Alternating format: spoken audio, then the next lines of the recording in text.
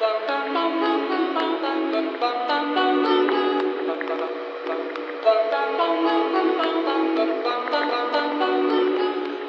Sandman,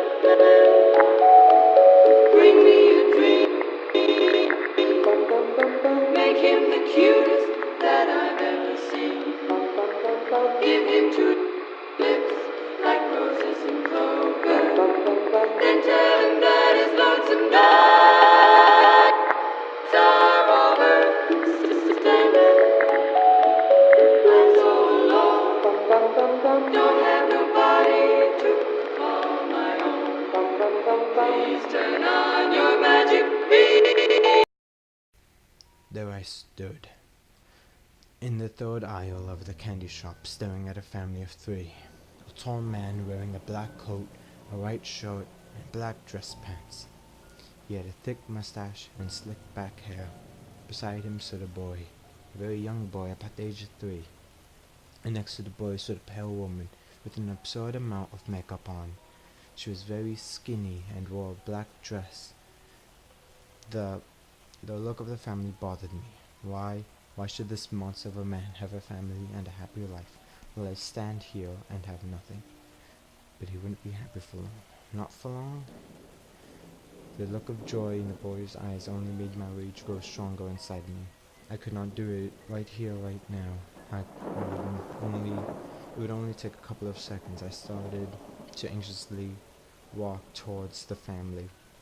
A blade in my pocket, I could kill the man at once and fall. Then it happened. I came very close to the man and I tripped over a box of licorice. The store was showered in various shades of red and blue. The candy was scattered all over the candy store. The licorice was scattered at our feet like pools of blood. The wretched old man looked at me. Watch where you're going, you imbecile. He reached down at me with his hand in a fist. His wife forced him to stop. The man turned around the dust off his jacket. I could see the opportunity to pull out the blade. The little boy was very close to me, looking in the other direction at the candy. All I had to do was grab the blade in my pocket and stick it right through the temple of the boy's skull. It would be over. The man would have nothing and I would be in triumph. Victory of having revenge. But no, I must wait. Good things happen to those who wait. My mother would always tell me. I continued to glare upon the family of 3 with anger and anticipation, knowing that one day there would be no more. They would be no more. Then the man looked at my direction. I panicked. Had he seen me? What if he knows? No. He could not have known. The man did not know who I was, but I knew. Very much indeed who I was. I would not be able to help myself anymore. I was going mad. Yes, tonight will be the night. Tonight will be the night where I will have avenged those who were my loved ones and the other victims of this man. I followed the family of 3. Weather was on my side. It was pouring rain. The sounds of the rain only made it harder to tell was on their tail. There it was, the house. They lived in a very antique house. They had 2 floors. The most of it was dilapidated. I hid in the alley next to the house. As I walked through the front door, there grew a wicked smirk on my face, knowing that soon the family of 3 would be dead. Act 2, in perspective of Jamie. I had this strange feeling up and come from the candy shop. A strange feeling that I was being followed. I could feel it as I opened the door. I looked around to see if anyone was there. No one. Must be going mad, I thought. But no, a madman cannot be able to love or care for a child. I never minded the thought and went inside hurrying in my family along. Go in, come along. It's about time we had this dreadful rain. I said, rushing over to the house, and then closing the door behind me. My wife went into the kitchen to make us a meal, and my 3-year-old son followed her and sat down at the table awaiting his food. Still feeling phobic, I checked every room in the house and checked all the windows to satisfy myself by knowing that my family was not being followed. I sped across the house, locking all of the doors and windows. I contemplated calling the police, but I knew that the feeling I was having may have been fake. I began to think about the man from the candy shop, but I convinced myself that there was nothing there. I was just feeling scared from the thunder and lightning. Unfortunately, that was not the case. When I reached the final room of the house, I began to feel phobic again. There was 3 windows. I checked 2 of them.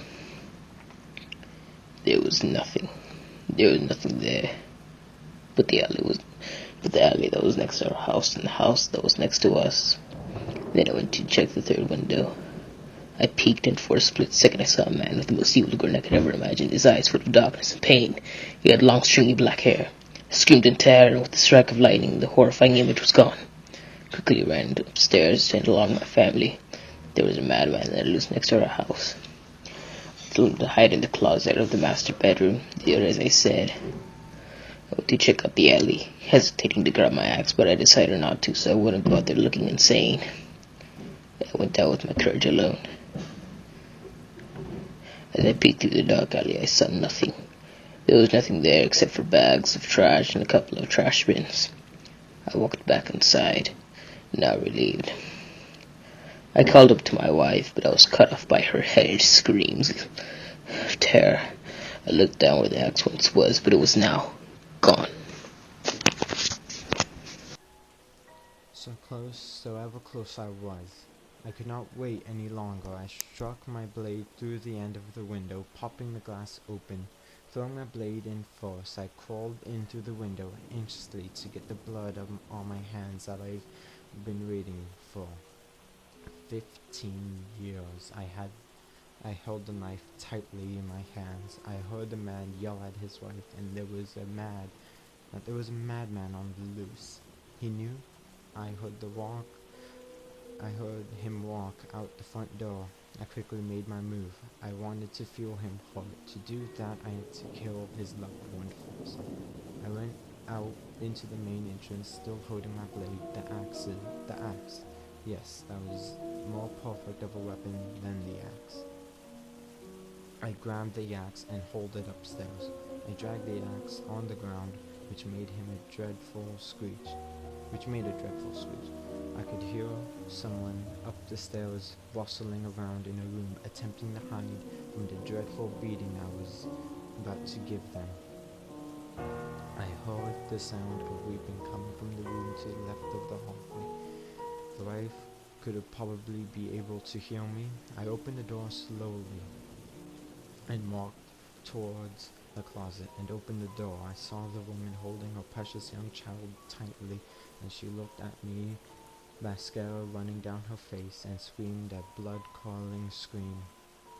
I dragged her to the center of the room, her husband now running up the stairs to see if his precious wife, and I waited till he was in eyesight. Then I ran the axe through her skull.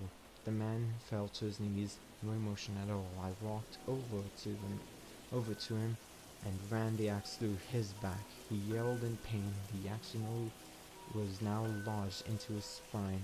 I grinned with triumph. Do you know who I am, Jamie? No, I was surprised. You don't let me give you a little fill from the past. Barbara and Mary Collins. Do you remember them? No, I suppose you don't. You were the ones to brutally beat them and hang them to death. The police came for us before they were missing.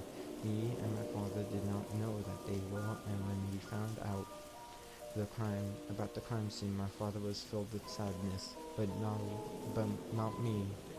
No, not me. My soul was now filled with anger and hatred. My father could not take it anymore. He could not handle the pain anymore, so he executed himself. My father was not a selfish man. He believed that if he killed me and killed himself, we would all live happy in heaven. He failed to kill me. He shot me right in the shoulder. He did. I pulled down my short sleeve and showed him the bullet wound. The man was still wailing in pain, twitching now. His body just stood there and watched for the room in horror. Then came the hunt for you.